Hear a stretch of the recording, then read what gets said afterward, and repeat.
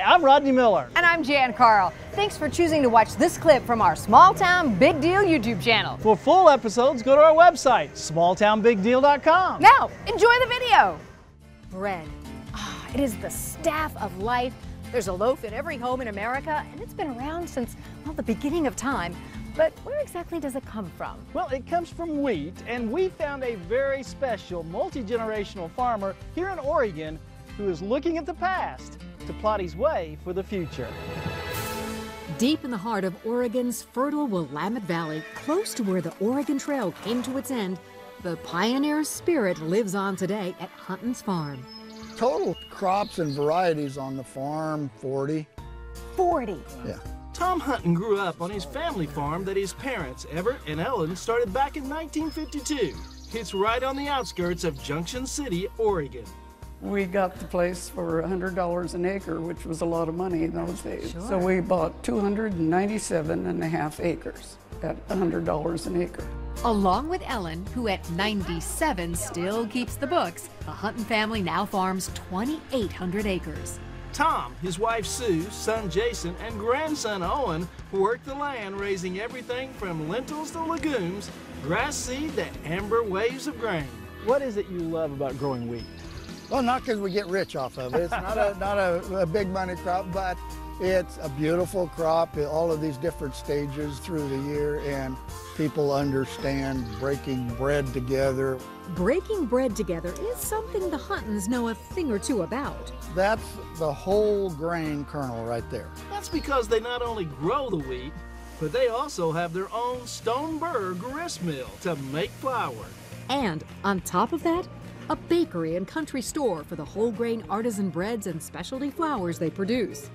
And this is allowing people to come out and not only buy something that's from the farm, but to turn around and look and see the farming happening, ask questions about, is that a tractor? No, that's a combine. Oh! Well, one person we know who's been harvesting crops his entire life knows the difference. Tell me something, Jason. What's it mean to you to be the third generation farmer here? A lot of days it's please don't be the one to screw up. Grandpa worked hard, Grandma worked hard, Dad's worked hard, my aunt worked hard, and there's a whole lot of crew that depend on us to make good decisions. Am I going about the right speed, or? You're doing fine. It's like you know what you're doing. Gee, I could sit out here and run this the rest of the day. I mean, I love farming. So we got the wheat harvested, and that was fun. Now let's go to the mill and make some flour. In 2011, the Huntons opened the Camas Country Mill.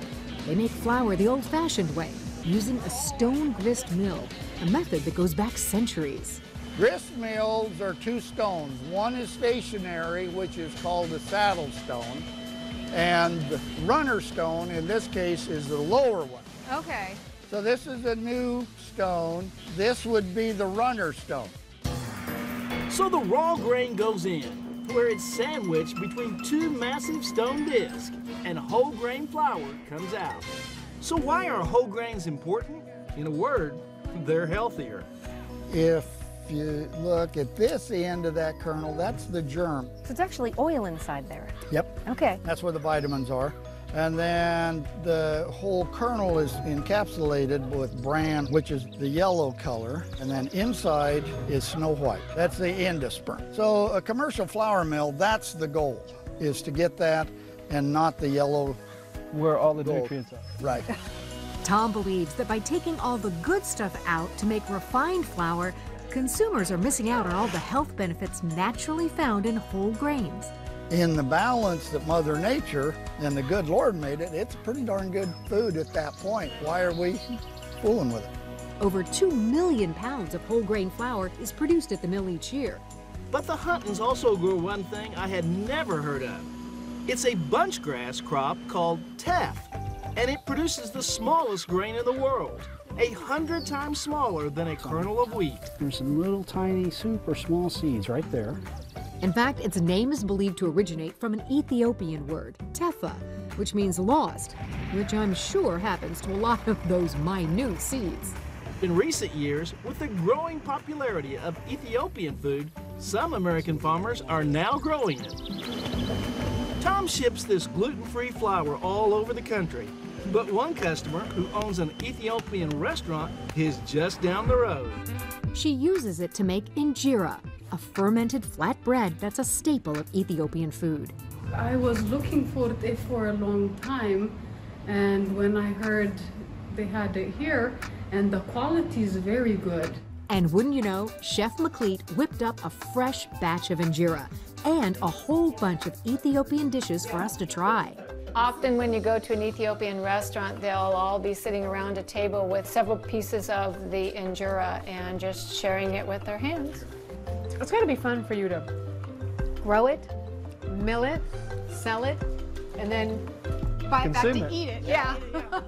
And to go have dinner at a restaurant or something that, you know, sources from us. I mean, we're always the celebrities for as far as the proprietor They think we are anyway. Yeah. I love kind of playing with my food. I know you're not supposed to. Thanks for watching this clip from Small Town Big Deal. Don't forget to click the subscribe button and be sure to click the bell so you'll be notified when we upload new videos. Also, click the like button. To see full episodes, go to www.smalltownbigdeal.com.